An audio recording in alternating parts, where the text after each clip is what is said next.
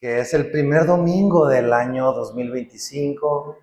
Gracias, Señor, porque hasta aquí nos has ayudado, hasta aquí nos has traído y has sustentado nuestra vida, Señor. Y te damos gracias por ello, gracias por estar con nosotros todo el año pasado, Señor. Hubo luchas, hubo de todo, cosas buenas, cosas difíciles, pero sabemos, Señor, que todo obra para bien para todos aquellos que hemos sido llamados a tus filas, Señor. Y te damos gracias, Señor, porque este año sabemos que tú estarás con nosotros cada instante, cada día de nuestra vida. Ayúdanos a verte, a ser conscientes, a que no nos pase como le pasaba a los fariseos, que tú andabas entre ellos, pero ellos jamás se percataron de quién eras tú, Señor. No, no, no, no. Queremos, Señor, que tú estés con nosotros, que nosotros poder estar contigo, caminar junto contigo, siendo conscientes de tu presencia cada instante, cada momento de nuestra vida durante todo este año. Ayúdanos a ser una iglesia, Señor, que está hambrienta y sedienta, curiosa, deseosa de tu palabra, de tus mandamientos, Señor, de tus dichos, porque ellos son los que traen luz, vida, claridad a nuestra vida, a nuestra mente, a nuestros pensamientos. Y en ellos, Señor, tú guardarás en completa paz nuestra mente, nuestro pensamiento que persevera en ti, Señor. Gracias te damos, Señor, por esta mañana. Ponemos todo este nuevo libro que vamos a empezar el día de hoy, Señor.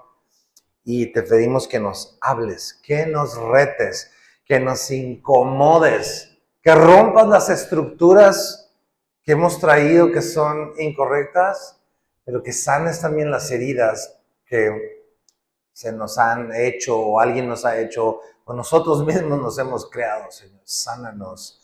También incomódanos a salir de nuestra zona de confort. Que podamos ir, Señor, más allá y hacer lo que tú tienes para nosotros. Muchas gracias te damos en esta mañana. Ayúdame a mí, Señor, a transmitir de forma correcta el sentido de tu palabra. Y que tú uses esto, Señor, para tu gloria. En el nombre de Jesús. Amén. Amén, amén, amén, amén. Bueno, pues año nuevo, libro nuevo. No siempre va a ser así, pero hoy coincidió y pues acompáñame al libro de Romanos. Vamos a empezar el libro de Romanos. Le titulamos Justificados y creo que en general vamos a entender por qué, ¿no? Lo primero, miren, yo sé que prácticamente muchos de los que estamos aquí y quizá que nos escuchen esta grabación después. Hemos pasado tantas veces por textos y partes del libro de Romanos que mi invitación es a que hagamos como dijo Santiago. Santiago, en el libro de Santiago, Santiago era hermano de Jesús y al principio él no creía en Jesús, pero después él se convirtió. Entonces imagínate haber estado durmiendo en la litera junto con Jesucristo, ¿sí? No creer en Él y luego pasar a creer en Él, a evidenciar su resurrección de alguna manera y después de esto, año tras año, seguir hablando de lo que Él enseñó y Él decía algo que pudiéramos parafrasear como no nos volvamos maestros. Es decir, personas que están en un estado de llenura y que no pueden aprender más nada. Y porque Santiago nos dice, no nada más seas un oidor olvidadizo, sino practícalo. Entonces, nunca, obviamente para practicar hay que escuchar, hay que aprender. Para aprender hay que escuchar y para nunca dejar de escuchar es siempre tener una actitud de aprendiz. Entonces, hoy que vamos a empezar el libro de Romanos, ora que el Señor ponga en ti una actitud de aprendiz, porque eso es lo que va a ayudarte a que no pierdas joyas impresionantes que el Señor va a recordar, que va a traer a tu vida o que a lo mejor no habías visto y que las vas a sacar como el cofre del tesoro y decir, jamás había visto esto, ¿no? ¿Ok? Porque muchos estamos cómodos con el libro de Romanos, entre comillas voy a decir, porque tenemos demasiados versículos. ¿Quién no se sabe un versículo de Romanos? ¿Sí? Ahora pues ninguna condenación hay para los que están en Cristo Jesús. Todo ayuda para bien a los que aman a Dios. ¿Se acuerdan? La paga del pecado es muerte, que si confesares con tu boca. Hay un montón de versículos. Tenemos todo, de hecho, algo que cristianamente se le conoce el camino de Romanos cuando vas a compartir el Evangelio. Y es que todos hemos pecado. Y todo está correferenciado al libro de Romanos. La paga del pecado es muerte. Todos hemos pecado y la paga del pecado es muerte. La dádiva del Padre es Cristo Jesús para eso. Y que si confías en Jesús como tu Señor y tu Salvador, serás salvo. Y habla también de la seguridad de la salvación. Y luego que ninguna condenación hay para los que están en Cristo. Entonces, conocemos mucho. Sabemos en general mucho del libro de Romanos. De hecho, a final de cuentas, tenemos mucha familiaridad, pero a decir verdad, no es un libro fácil de leer. No lo es. Y hay algo que yo te quiero invitar, si lo puedes hacer. Mi esposa y yo hicimos este ejercicio y fue así, mira, una chulada de ejercicio. ¿Qué hicimos? Lee con alguien en tu casa alternando un versículo, uno y uno, uno y uno y uno. Pero léelo de corrido. Te vas a tardar más o menos 1 hora en hacerlo. Claudio y yo nos tardamos como 1 hora y 20. Pero he visto gente que lo hace en 50 minutos. Versículo 1, versículo 2, versículo 3, 4, 5, 6. Si no tienes a nadie, pues tú léelo de corrido. Y si son muchos, pues pueden hacer una bolita ahí. Y se van rotando los versículos. Y es impresionante porque... ¿Por qué digo que es difícil de leer? Porque es un género literario muy griego llamado epístola. Entonces, no es de que las ideas de Pablo las va desarrollando y va usando muchas palabras que conectan una idea con la otra. Eso es lo que lo vuelve un poquito complejo. Pero si tú pones atención a esas palabras, como palabras de conexión, como para, por, sin embargo, ¿sí? Que son como las tipo preposiciones, va dándote sentido y vas a ver que es como una cadena que va una cosa tras otra, tras otra, tras otra, pero conforman una idea general. Ahora, la primera manera de abordar una epístola es en su sentido más natural y básico, que es una carta. Imagínate que te mandó una carta a tu tata, tu abuelito. Y es una carta que tiene 16 hojas, 16 capítulos, ¿no? Y si tú quieres ver una carta en la 11ª hoja, pues ¿qué va a pasar? A lo mejor no vas a cachar algo que viene diciéndote desde 4 páginas atrás. Es como una serie de Netflix. Si tú quieres ver una serie de Netflix, imagínate que empiezas en el capítulo 8. Ahora, más o menos se puede, porque al principio del capítulo ponen previamente en la serie fulanita y te ponen un recap como de 30 segundos con la idea general para que a partir de ahí arranques. Y a veces cuando predicamos hacemos eso. Pero es una carta. Y fíjate, a partir del desde el libro de Romanos, se han desarrollado, déjame decirlo así, teologías, estudios acerca del Señor, de nuestro Dios, de varios hombres muy importantes en la historia. Te voy a mencionar algunas de estas teologías. La gracia es un don inmerecido de Dios para nosotros. Esa es una doctrina. Otra es la gracia nos capacita para amar y para aplicar. Si la gracia de Dios no te hubiera alcanzado, sería imposible para ti hacer lo que Dios dice que quiere que hagamos. Otra, la justificación es por gracia de Dios, por la fe, no es por obras. Juan Calvino, por ejemplo, tomó del libro de Romanos toda la cuestión de la predestinación que tú y yo estamos predestinados desde siempre para que tú estuvieras el día de hoy aquí. Como una expresión de la soberanía absoluta de Dios que te sobrepasa a ti, me sobrepasa a mí, ¿no? Y aunque puede haber toda esta serie de teologías, a final de cuentas es una carta. Cuando Pablo estaba escribiendo, y te vas a dar cuenta en el capítulo 15 o 16, si no me equivoco, vas a ver que era una carta. De hecho, ni Pablo le escribió. Como que él estaba así platicando esto, el otro, aquello, y estaba un escriba, una persona redactando la carta. Y di esto, pero Pablo, no podemos decir eso como los memes, ¿no? Entonces, es una carta simple. Entonces, como carta, nos va a proveer una plataforma para observar el texto, lo que les decía, las palabras, interpretarlo juntos y que el Espíritu de Dios te lleve a aplicarlo de una multiforme manera de acuerdo a tu necesidad. ¿Ok?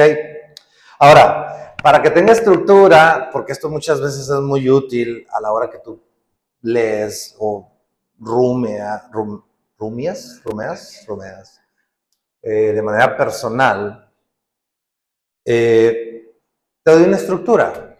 El libro de Romanos se divide en dos bloques grandotes. El primero va del capítulo 1 al 11 y eso es lo que Dios hizo, lo que Dios hace, ¿sí? El papel de Dios ahí.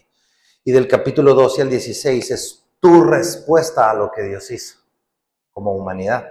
¿Ok? Ahora, dentro de lo que Dios hace hay dos separaciones. Del capítulo 1 al 8 pudiéramos decir que es el tema de la justificación. Ahí Dios va a hablar de la injusticia de nosotros, de lo terriblemente perdidos que estamos como humanidad, la culpabilidad de todos y que la redención viene por la fe y de cómo esa fe te lleva a una nueva vida en Cristo, del 1 al 8. ¿Okay? El capítulo 9, 10 y 11 habla acerca de cuál es el papel de los judíos en este asunto de la justificación, porque si ustedes se acuerdan en Juan, ellos rechazaron a Jesucristo. Sin embargo, Jesús vino por ellos. Entonces, ¿qué va a pasar con ellos? Capítulo 9, 10 y 11. Todo eso es lo que Dios hace. Y del 12 al 16, que es nuestra respuesta, ahí se va a hablar de deberes cristianos generales y qué onda con las autoridades, con el servicio.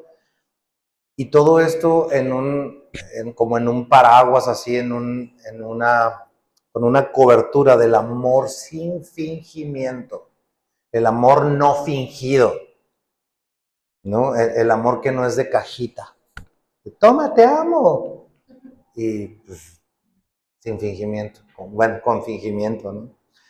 Y los saludos. Entonces, esa es la estructura. Entonces, como vemos, si nos ponemos a revisar, lo que yo puedo comentarles al respecto es que esta es una carta que abarca casi toda la doctrina cristiana en su totalidad. Es una carta impresionante. Se va a enfocar en enseñarnos, como decíamos, lo que Dios ha hecho, su doctrina, más que andar corrigiendo problemas, andar resolviendo dudas y cuestionamientos.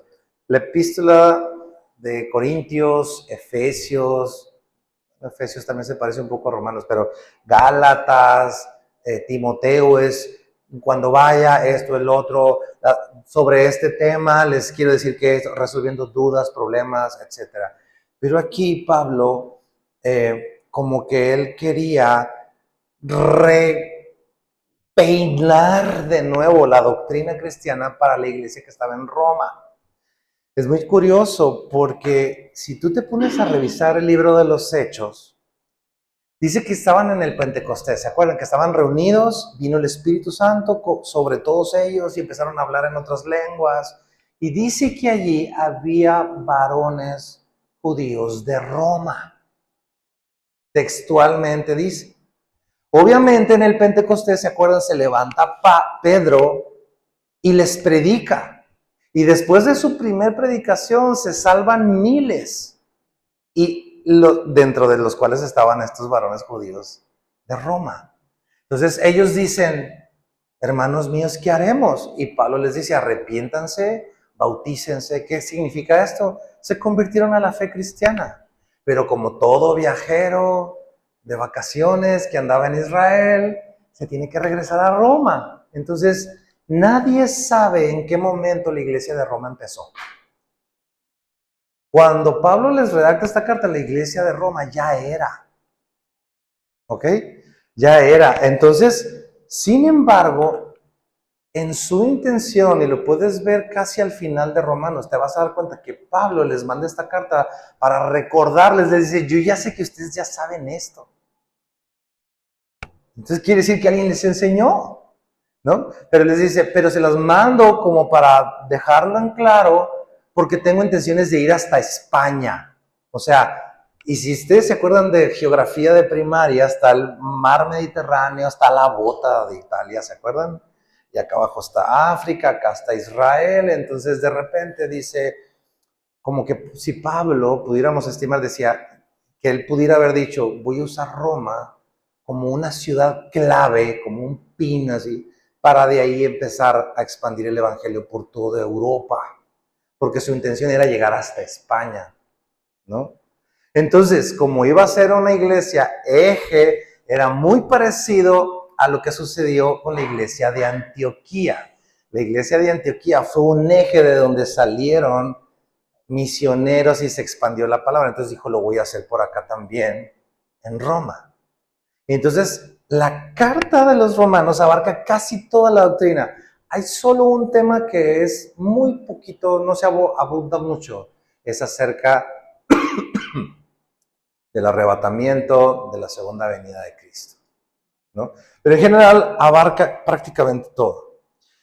Y quiero decirte algo para entender así un poquito como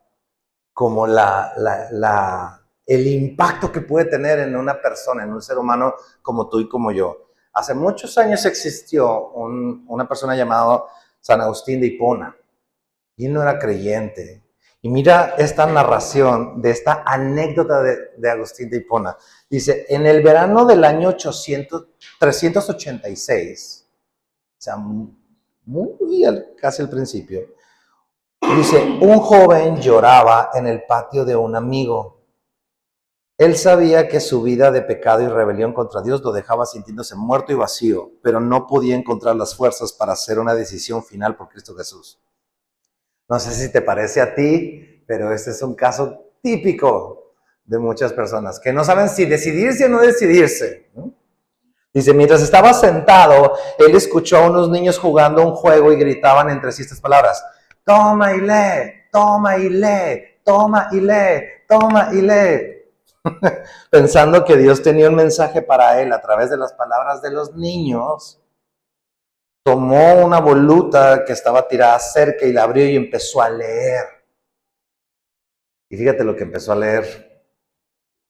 No, en la traducción vieja, no en glotonerías y borracheras, no en lujurias y lascivias, no en contiendas y envidias, sino vestidos del Señor Jesucristo y no proveáis para los deseos de la carne. ¿Dónde estaba eso? Romanos 13. Romanos 13, 13 y 14. No leyó más, cerró eso, no tenía que hacerlo, dice la historia aquí. A través del poder de la palabra de Dios, Agustín de Hipona tuvo la fe para confiarle toda su vida a Cristo Jesús en ese momento. Se convirtió. A través del libro de Romanos se convirtió. Entonces, en este primer domingo vamos a ver el principio. Los primeros versículos, que prácticamente es la salutación de Pablo a los romanos. Pero quiero decirte algo, no es una simple introducción. En todas las otras cartas, en Corintios, en Gálatas, etc., Pablo se saluda, se presenta, saluda, dirige, dice quién es, a quién va, etc. Y ya.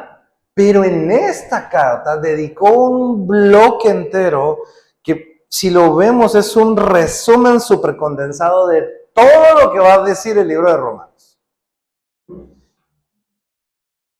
Y quisiera ver si juntos lo podemos leer al mismo tiempo, del versículo 1, Romanos 1.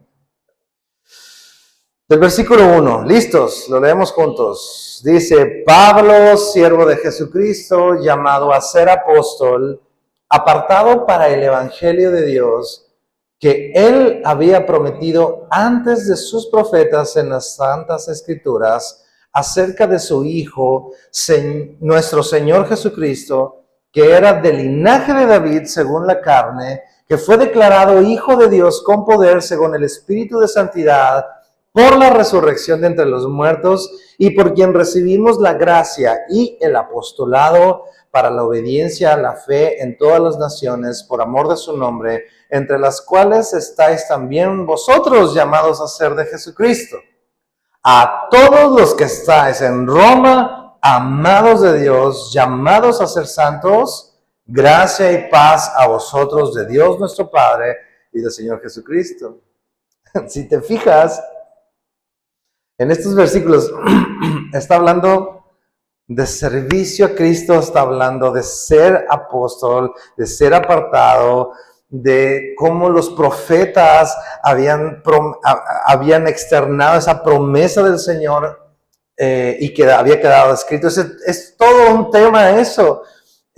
Acerca de su Hijo, nuestro Señor Jesucristo, que era del linaje de David. Ese es otro tema completo. Fue declarado Hijo de Dios con poder por la santidad, según el Espíritu de santidad, por la resurrección de entre los muertos y por quien recibimos la gracia y el apostolado. O sea, es tema tras tema tras tema. Entonces, vale la pena que le des una leída y si es posible, yo tengo de reto para la siguiente semana memorizarme estos 7 versículos de memoria completos. ¿Sí? Entonces, vamos a ir desglosando verso por verso. Así que regresémonos al verso 1. Dice Pablo, siervo de Jesucristo, llamado a ser apóstol, apartado para el evangelio. 3 cosas. Evangelio de Dios. Uno es, ¿quién es el autor de este libro? Fue Pablo. Y Pablo, antes de ser Pablo, fue Saulo. ¿Sí? Se le atribuye la mayoría de escritura de los libros del Nuevo Testamento. ¿Sí? Ahora, si hacemos contrastes entre Saulo, quién era Saulo antes y Pablo, está muy interesante, fíjate esta idea. Saulo es un símil de Saúl, haciendo referencia al rey Saúl. Digamos que ese nombre se le otorgaba a las personas en honor al rey Saúl. ¿Y Saúl cómo era? Saúl dice en el libro de Samuel que era alto. Dice que sus hombros sobrepasaban a los demás hombres alrededor. Saúl no era pequeño y era un hombre de mucho renombre. Cuando se convierte a Cristo, Saulo se cambia su nombre a Pablo. ¿Pablo qué significa? Pequeño, chiquito, mini, ¿no? Otra, Saulo comenzó persiguiendo la iglesia por una causa que él consideraba justa. Encima el rey Saúl empieza también con un gran reinado, con una gran gala a su alrededor, con mucha honra a su alrededor.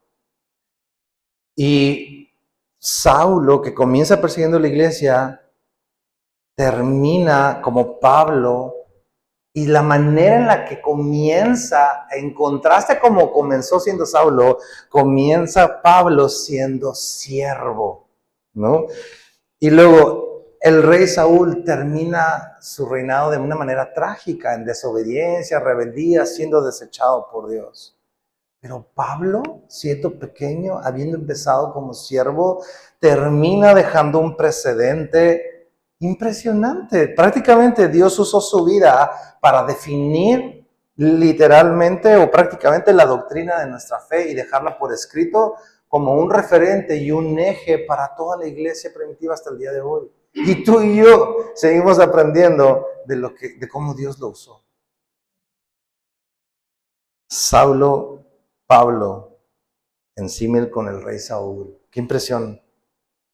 Ahora, hablando un poquito de su identidad, la primera palabrita que veíamos en el verso 1 dice siervo de Jesucristo. Fíjate qué interesante que siendo Pablo quien había sido educado a los pies de Gamaliel, siendo del linaje judío, de la tribu de Benjamín, etcétera. O sea, él no tenía su identidad en su linaje, no lo tenía en su entrenamiento, no lo tenía en sus tablas, no lo tenía en sus logros.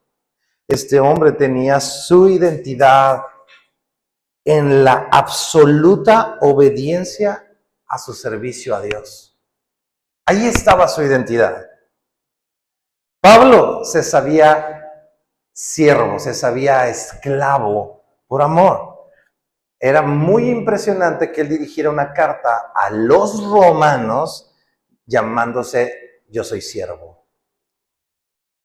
En Roma era algo muy notable porque había mucha distinción entre los que eran siervos y los que no.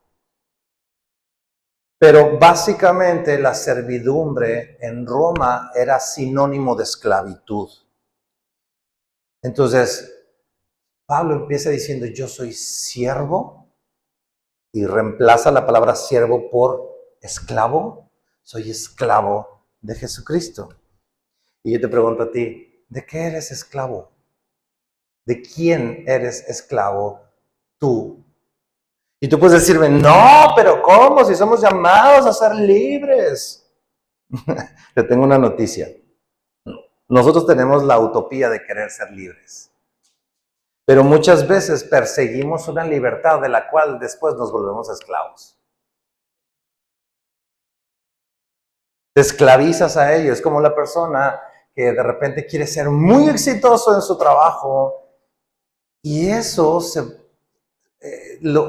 eso que persigue, esa libertad, ese logro que busca, termina esclavizándolo. Y es muy interesante que Pablo diga, yo soy esclavo, yo soy siervo de Jesucristo. ¿Qué significa eso? Que nosotros estamos llamados, más que a ser libres y no depender de nadie, somos llamados a elegir a tener el amo correcto. Más bien es eso. Cristo es tu amo correcto. Y en Él somos esclavos suyos por amor. Porque tu vida tiene un propósito y déjame decirte algo, no lo vas a encontrar, no vas a alcanzar tu propósito fuera de Jesucristo, no lo vas a alcanzar. Algunos de nosotros podemos tener, pues no sé, de qué puedes ser esclavo tú. Tal vez eres esclavo de tu trabajo, tal vez eres esclavo de tu dinero, tal vez eres esclavo de una persona. Dios no quiera, eres esclavo de alguna adicción, de alguna sustancia, de la pornografía. Pero tú y yo siempre le pertenecemos a alguien o a algo. Lo interesante es que tú evalúes tu vida y sepas que la elección de tu amo debe ser Jesucristo, no cualquier otra cosa. Siervo de Jesucristo, dice el verso 1, segunda palabra importante, dice llamado a ser apóstol.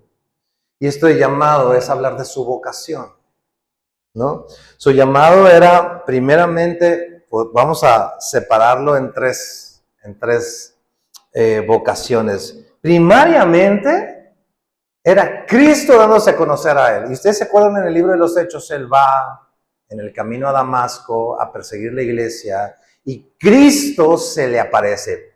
Prácticamente él se estrella Cristo. Cristo se le enfrenta y es Cristo dándose a conocer a Él. Ese es su primer llamado. Entonces, tu primer llamado en Cristo es a conocerle. No, que yo quiero servir, que yo quiero ir a las naciones y que no sé qué. Ok, qué bueno. Pero tu primer llamado es conocerle.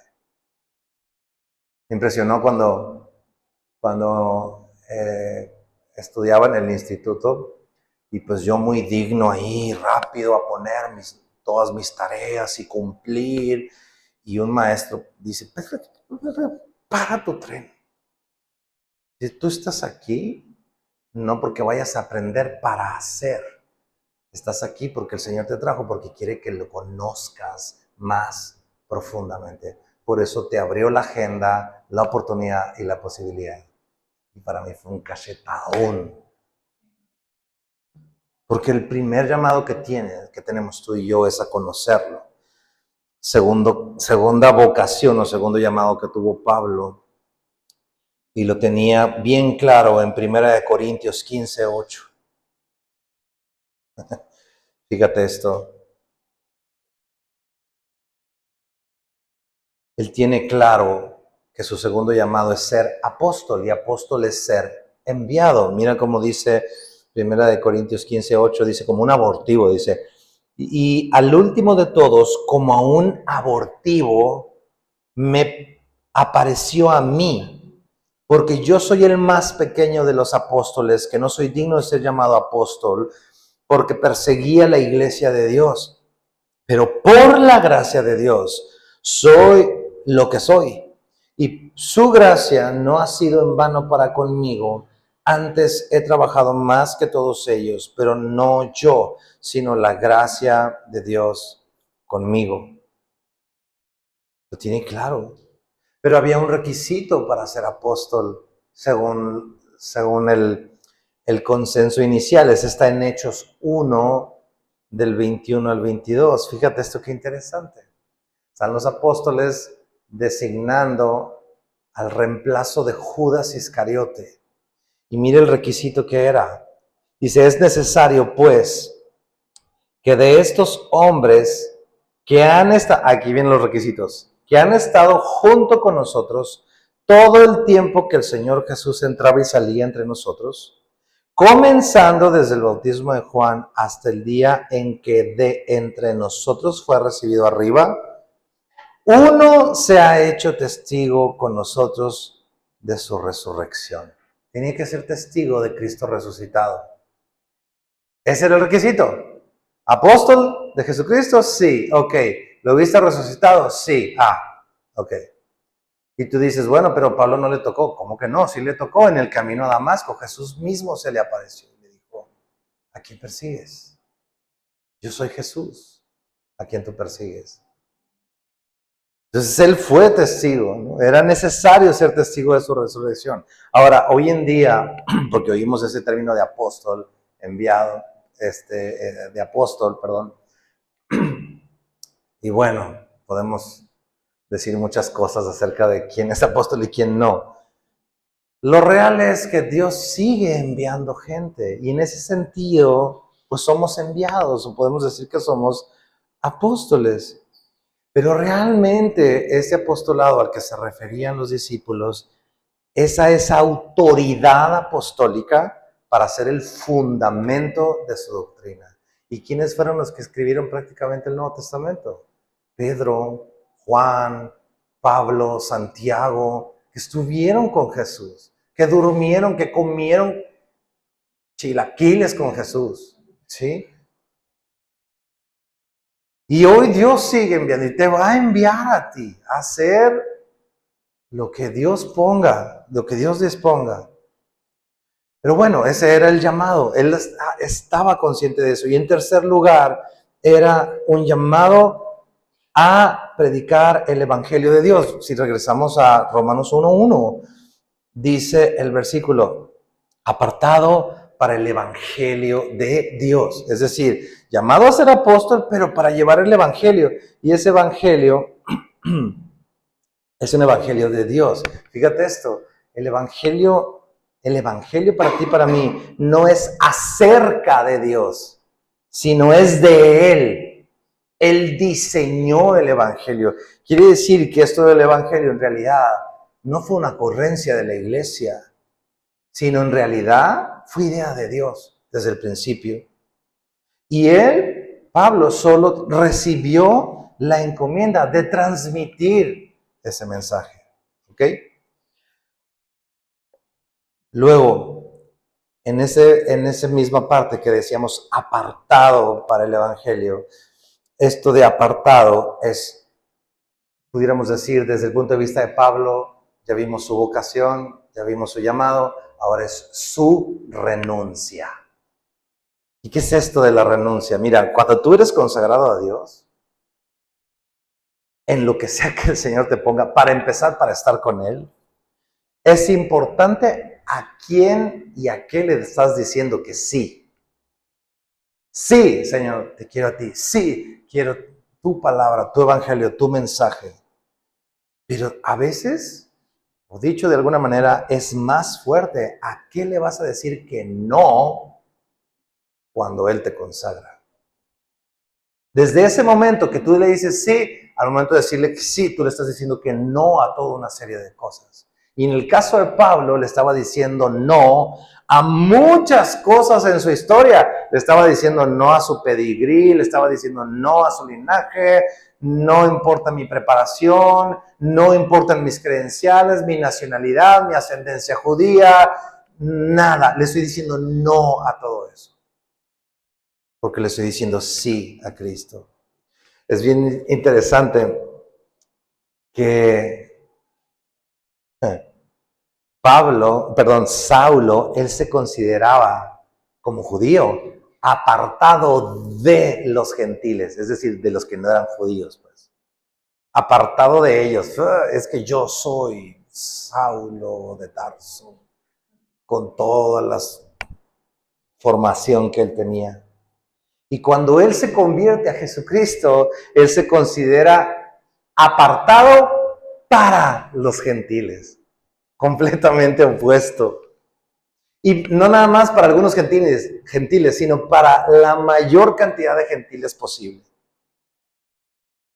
Y hay tres maneras en las que de alguna manera Dios nos va llamando, así como llamó a Saulo para ser Pablo, nos va llamando a ti y a mí. Y no solo al ministerio, a servirle a Él, sino a conocerle, pero particularmente sí para servirle. Mira esto en Gálatas 1, versículo 15. Mira esto. Esta es una de tres maneras que pudiéramos ver en que Dios te va llamando.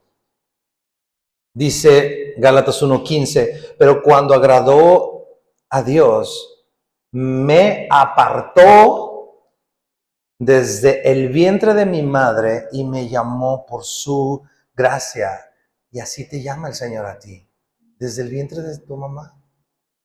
Cuando estabas ahí en la placenta, Salmo 139 dice, mi embrión vieron tus ojos, y si tú fuiste entretejiendo todo lo que en tu libro estaba escrito, y desde ahí el Señor te apartó. Número 2, Hechos 1:15.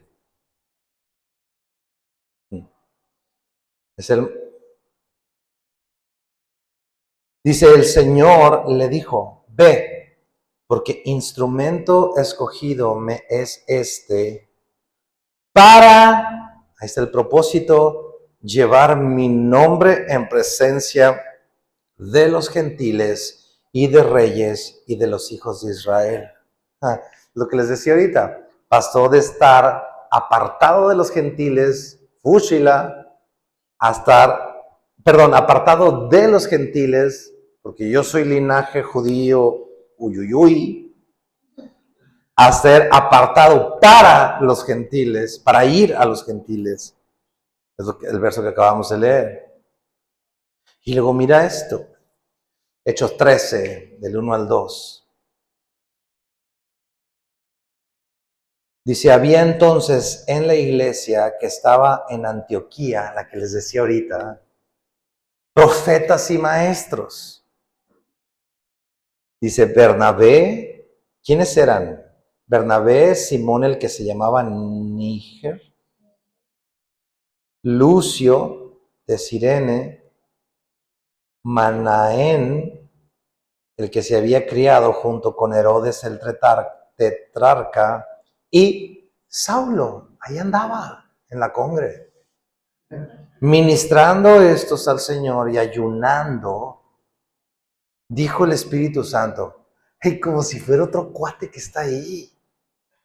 Dijo el Espíritu Santo, apartadme a Bernabé y a Saulo para la obra a que los he llamado. Y ahí está esa tercera forma en la que el Espíritu, en la que Dios, a través de su Espíritu, dice, apártame. Pero fíjate qué interesante, dice, apártame a Saulo, apártame. Y ese apártame me deja pensando qué es lo que va a pasar después de que es apartado, después de que es seleccionado, después de que Dios dice, apártame a Carmen, apártame a Iván para la obra a la que les he llamado. O sea, cuando te llama es para estar contigo, digo, además de los encargos que te va a dar. Y podemos ver la presencia de Dios yendo tan de cerca de ti, tan cerquita de ti, tan palpable pues para aquellos que se atreven a hacerle caso a su llamado. Porque el encargo es un encargo divino. Y el Señor va a estar ahí contigo. Y la pregunta que te quiero hacerte después de este asunto, de esta radiografía de Pablo es, ¿has renunciado ¿has renunciado a algo en tu vida para llevar el evangelio a gente distinta a ti? Y esto es una introspección que realmente es un fruto. Tú y yo somos salvos, Dios trata con nuestra vida, pero se produce un fruto. Y entonces de repente de la nada empiezas a compartir y empiezas a ir y empiezas a hablar y empiezas a invitar, porque es un fruto es una respuesta natural a algo que Dios hace contigo. El Señor te salva, te capacita y te envía, pero también es una reflexión en tu interior, porque muchas veces estamos bien a gusto. Entonces, has renunciado a algo, salir de tu comodidad. Verso 2 de Romanos 1:2 dice, es el evangelio de Dios, dice que Él había prometido antes por sus profetas en las Santas Escrituras. Campanada, tin, tin, tin, tin, tin. ¿Cómo sabemos que el evangelio es de Dios? Este evangelio que va a anunciar Pablo en esta carta. Número 1, la primera prueba que es de Dios es que el evangelio, o sea, su mensaje no es algo nuevo. Dice el verso 2, Él había prometido antes por sus profetas en las Sagradas Escrituras. Es decir, no es nuevo, no es novedad. Es tan viejo como Génesis 3. De hecho, desde Génesis 3, cuando el hombre y la mujer pecan, Dios, desde Génesis 3, Él les dice, la solución va a venir por un hombre, nacido de una mujer. Aplastarle la cabeza a la serpiente y acabar con el pecado. Y el Antiguo Testamento está repleto de referencias y puntos que señalan y que son sombra de la obra de Cristo en la tierra. Entonces, pudiéramos decir que el Evangelio es un mensaje histórico. ¿En qué sentido es histórico? En que Dios intervino en la historia de dos maneras. Uno, transmitiéndolo. Les dijo, de la simiente de una mujer vendrá el Rey absoluto que va a venir y va a acabar con todo. Pero la segunda manera no nada más intervino transmitiéndolo, sino intervino presencialmente. Y mandó sus profetas, y mandó reyes, y creó toda una estructura que la puedes ver desde Génesis hasta Malaquías, y luego los evangelios. Y Jesucristo vino, se plantó en la tierra, mientras sostiene el universo en sus manos, caminó sobre la tierra para enseñarte y hacer las cosas como debían ser hechas desde el principio. Intervino presencialmente. Desde nuestros padres estaba dicho.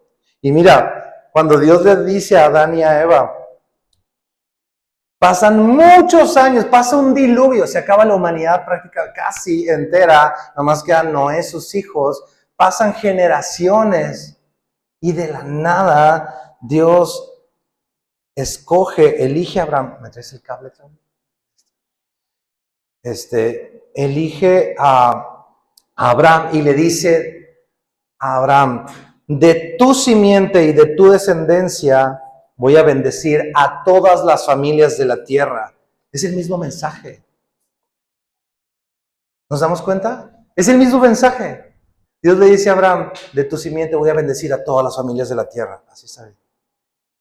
Así es. Y entonces, después de Abraham, se levanta una nación que es Israel, y de esa nación que Dios elige la tribu de Judá, y de la tribu de Judá elige una familia, que es la familia del rey David.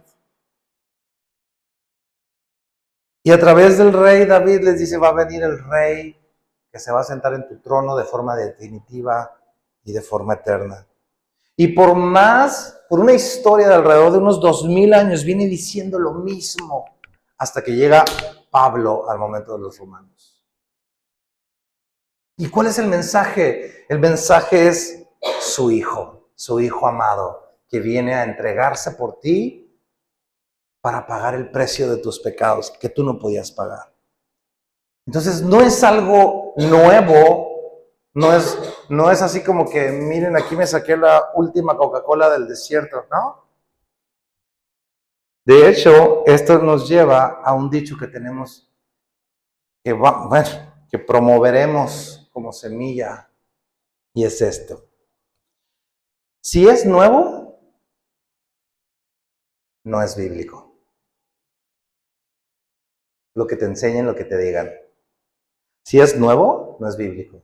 Y si es bíblico, no es nuevo. Entonces, aguas con un nuevo mover, una revelación renovada, una unción de oro fresca. Cuidado. Prácticamente así de amigo pate a otro perro con ese hueso. El mensaje del Evangelio es más viejo de lo que tú crees. Y es el mismo mensaje. Verso 3. Dice, ¿de qué es el mensaje? ¿Acerca de quién? Acerca de su Hijo, nuestro Señor Jesucristo, que era del linaje de David según la carne. Acerca de su Hijo. Mira, el Evangelio, amigos, no es una ideología. Porque la ideología, lo que predomina en una ideología son las ideas. Es que yo creo, yo opino, y desde ahí se hace una mezcolanza, un debate, se crean grupos de discusión, ideología. En el Evangelio, lo que tú opinas realmente no importa. Lo que aquí importa, ¿qué es lo que importa en el Evangelio? El contenido de su mensaje. Es su mensaje, no tu idea. De hecho, evangelio, ¿qué significa? Evangelio es un sinónimo de buenas noticias, buenas nuevas, buenas noticias. ¿Sí? ¿Y cómo son las noticias? Las noticias se dan. Se dan y tu vida, X. Te pongo un ejemplo. Ves en las noticias que dice, el fin de semana va a ser mucho calor y por la tarde va a haber un tifón, una megatormenta de esas catastróficas que suceden aquí. ¿Importan los planes que tienes para el fin de semana? No importan. Oye, pero es que yo tengo una boda que no sé qué, que es al aire libre. Éxito.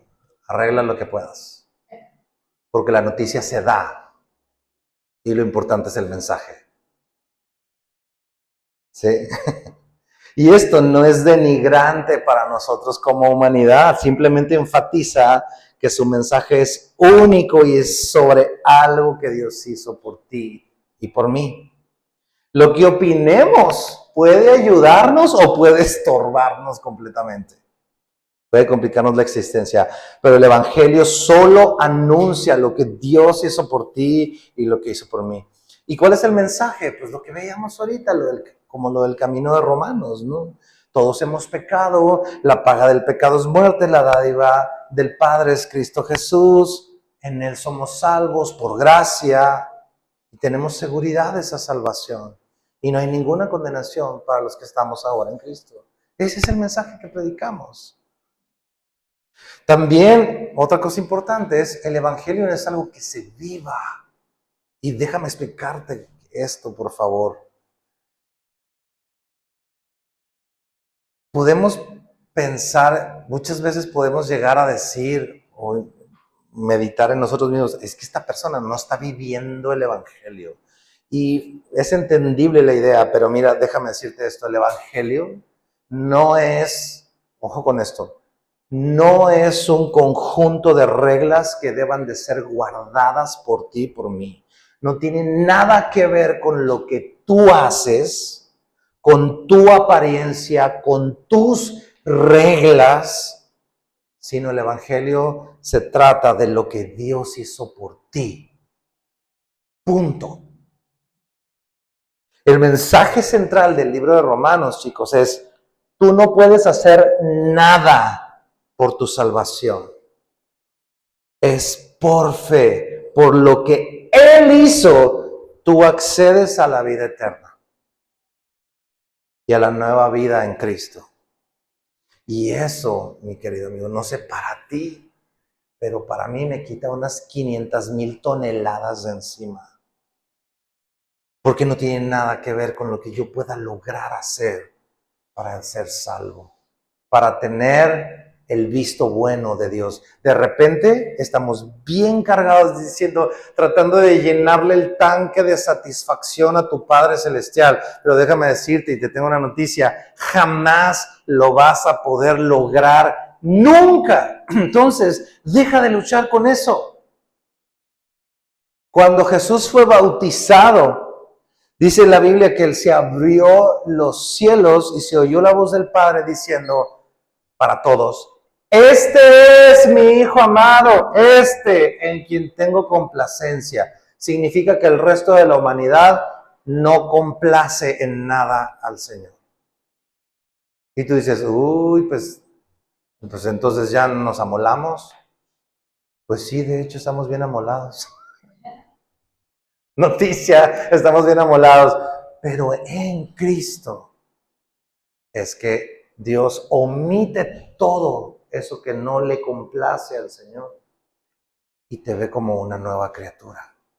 Te mira como su hijo. Te mira justificado. Ese es el significado de justificación. Que a pesar de, Dios dice, aquí no hay nada. Oye, pero es que mira que no hay nada. Pero es que ayer me peleé con mi esposa, que nada. No hay nada. Eres justo. Oye, pero eso es injusto. No, es justo porque Cristo pagó. Mira lo que pasó. Esto me choqueó. Martín Lutero. Mira esta historia. En agosto de 1513, un monje dio un sermón del libro de los Salmos en un seminario. Pero en el interior de Lutero, cuando escuchó eso, no era nada más que un tumulto de un revoltijo. En sus estudios se encontró con el Salmo 31:1, que dice: líbrame en tu justicia. Y el pasaje lo confundió. Dice, ¿cómo podía la justicia de Dios hacer algo más que condenarlo al infierno como un castigo por sus justos pecados? Y dice, Lutero siguió pensando en Romanos 1:17, que dice, el cual dice que la justicia de Dios se revela por la fe y para fe, como está escrito, mas el justo por la fe vivirá. Dice que él mismo procedió a decir, noche y día he ponderado hasta que he tomado la verdad de que la justicia de Dios es esa justicia que por medio de la gracia y pura misericordia Él nos justifica por fe. Por lo tanto, dice el Martín Lutero, sentí que había renacido y pasado a través como de una puerta abierta al paraíso. Dice, este pasaje de Pablo para mí se convirtió en un portón hacia el cielo. Ese día fue cuando Martín Lutero se le corrió la cortina, vio la verdad y prácticamente se convirtió a Cristo y dijo, soy justificado. Y empezó la reforma. Después de ese momento, la reforma de Martín Lutero. Verso 4 dice que fue declarado Hijo de Dios con poder según el Espíritu de Santidad por la resurrección de entre los muertos. Y estamos hablando de un evangelio que narra de un hombre, pero dice que fue declarado Hijo de Dios. Claro, es un misterio porque es Jesús 100% hombre, pero 100% Dios. ¿Y cuál es la garantía de que ese hombre sí era Hijo de Dios? La resurrección. Dice, por la resurrección de los muertos. Eso lo vimos el domingo pasado. Y te lo repaso los puntos muy rápido. La resurrección significa que Jesús es declarado Hijo de Dios con poder, que es este verso que acabamos de leer. Otra, la resurrección significa que tenemos garantía para tu resurrección futura. Sí, un día, eso lo vimos en 1 Tesalonicenses 4:14, Dios te va a levantar de entre los muertos. Primero fue Cristo y luego vas a ser tú. La resurrección significa que Dios tiene un plan eterno para tu cuerpo caribeño. ¿Sí? Vas a ser transformado. No vas a ser reintegrado de tus cenizas. Vas a ser transformado. Eso está en 1 Corintios capítulo 15. Y la resurrección significa que Jesús constantemente está trabajando por ti para darte salvación, intercediendo por ti. Y la resurrección es el sello de garantía de que la paga del pecado fue completa. Si el Padre no hubiera considerado el sacrificio de Jesús suficiente para todos los pecados, no hubiera resucitado. Pero resucitó. Y por último, es la única cosmovisión de fe, decíamos. La única que garantiza y sustenta la fe. ¿Por qué? Porque tenemos un Cristo vivo, no un Cristo muerto. Nadie más la tiene, ni los musulmanes, ni los mormones, nadie, absolutamente nadie. Verso 5 de Romanos. Y por quien recibimos la gracia y el apostolado para la obediencia de la fe, todas las naciones por amor de su nombre. Entonces, a ver, espérate, dice, recibimos la gracia y el apostolado para la obediencia de la fe. Entonces, necesito hacer cosas, sí necesito obedecer. Pareciera que dice eso, pero no. Dice, la palabra clave es para. Dice, por quien recibimos la gracia y el apostolado, para. O sea, primero recibes la gracia y el apostolado, y en segundo lugar, lo recibes con el propósito de vivir en obediencia. ¿Qué significa esto? Que el hombre, amigos, el ser humano, nunca va a ser justificado por sus obras. ¡Jamás! No es que yo diezmo mucho, no sirve. No es que yo oro mucho, no sirve. No es que yo leo mucho, hago mucho, comparto mucho. Para ser justificado no te va a servir. Para agradar a Dios no te va a servir. La fe en sí mismo, en ti, creer en Él, en su sacrificio, aceptarlo como suficiente, eso es lo que te justifica. Pero Una vez que eres salvo, esa fe salvadora produce obras.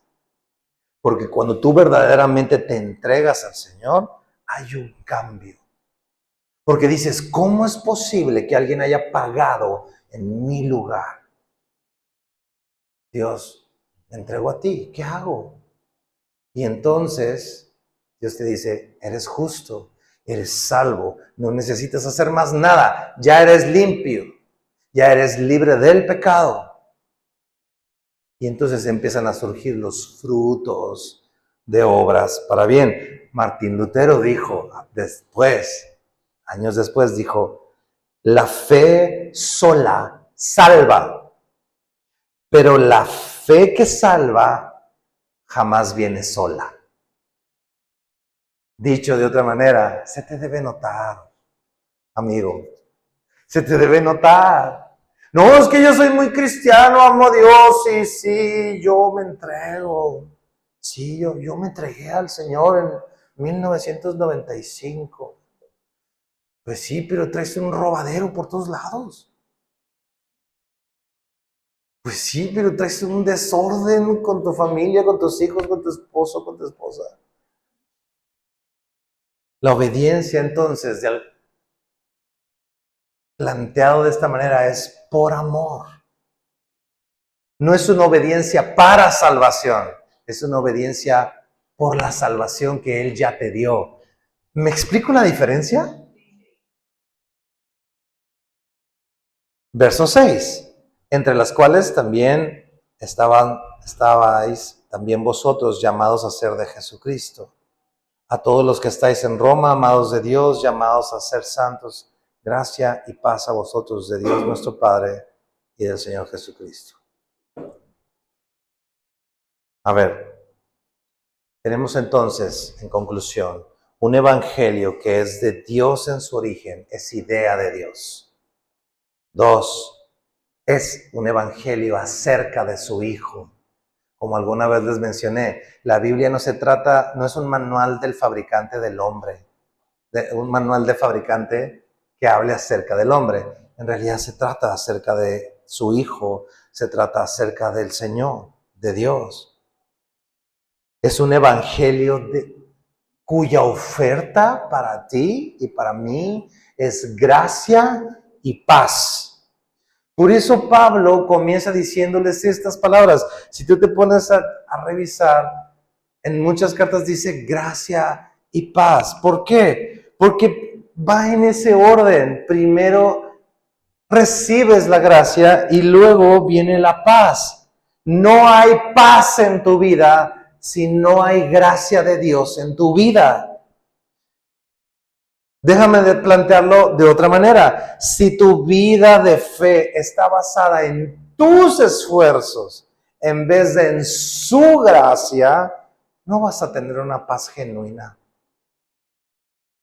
Siempre vas a estar en una lucha en tu mente, en tu corazón. Si ya le habrás llenado el tanque a Dios, ya te agrado, Señor, ya ahora sí, ya te agrado. ¿Cómo vas a tener paz si no confías en la gracia del Señor? Si la paz tuya está basada en tus obras, en lo que haces o lo que dejas de hacer, eso no es otra cosa que un camino a la desesperación. Y tengo varios amigos que han dejado el cristianismo y la fe porque se sintieron que nunca le podían llegar a la altura al Señor. Y dijeron, qué frustrante tener que estar constantemente luchando con mí mismo. Pues claro, pues es que no se trata de eso, se trata de que descanses en que eres justo. Pero sigo cometiendo errores, pero eres justo. Y entonces, ¿qué debo hacer? Rinde tu vida, tu día y tus obras al Señor. Y Él va a ir transformando tu corazón, va a ir lavándote con su palabra un día a la vez. Un día te va a lavar tu apego por el dinero, otro día te va a lavar tu desorden matrimonial, otro día te va a lavar, y entonces vamos en un camino creciente que dice Jesús que es como la luz de la aurora que va creciendo y creciendo y creciendo hasta que el día es perfecto. Gracia es darte lo que no mereces. Y Dios nos ha dado lo que no merecíamos. Y déjame ponerte un ejemplo. Imagínate que tienes un deudón. Vas y te compras, no sé, vas y juegas al casino una cantidad que tú quieras que se sale de tu órbita. Tienes un deudón en el HSBC. Imagina eso. Y ejecutan un juicio legal en tu contra porque te piden que pagues y tú no puedes pagar. Entonces tú vas y les dices, señoras y señores, no tengo para pagar. Y entonces el banco dice, ok, te voy a embargar todo lo que tienes. Te voy a quitar tu casa, te voy a quitar tu carro, el terrenito que te dejó una Navidad tu abuelito, te lo voy a quitar para pagar. Pero en eso sale el juez, te mira y decide no embargarte. Pero hasta ahí, está bien. Ve que fuiste honesto, que dijiste, oye, pero no tengo para pagar, estoy con una mano así y otra acá. Y entonces el juez lo que te mira y decide no embargarte, pero hasta ahí. Es decir, no te dio lo que sí merecías. Eso es hacer misericordia. ¿Gracia qué es? Ejecutan el juicio legal en tu contra por no pagar. Vas, declaras y dices, no tengo nada para pagarte. Pero sale el dueño del banco y va y elimina los registros de tu deuda. Cancela la ejecución legal por falta de pago y borra y deja en cero tu deuda y elimina tu contrato de deuda y limpia el registro de tu nombre y te dice, no te debes nada, eres libre. ¿Cómo dormirías ese día?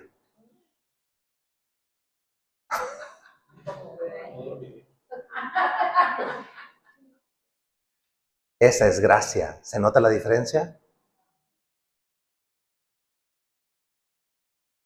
Entonces, mi recomendación este día, y vamos a tomar un tiempo para orar, y no sé si me puedes ayudar con la misma canción de ahorita.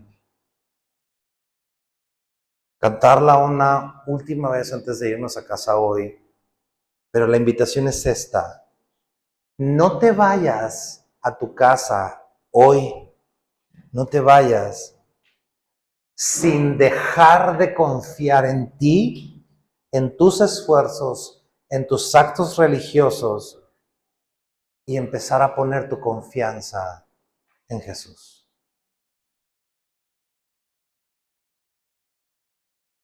A lo mejor la pregunta que tienes, uy, entonces puedo hacer lo que sea, al cabo es que Jesús pagó. No, claro que no. De ninguna manera, dice Pablo en los siguientes capítulos de Romanos.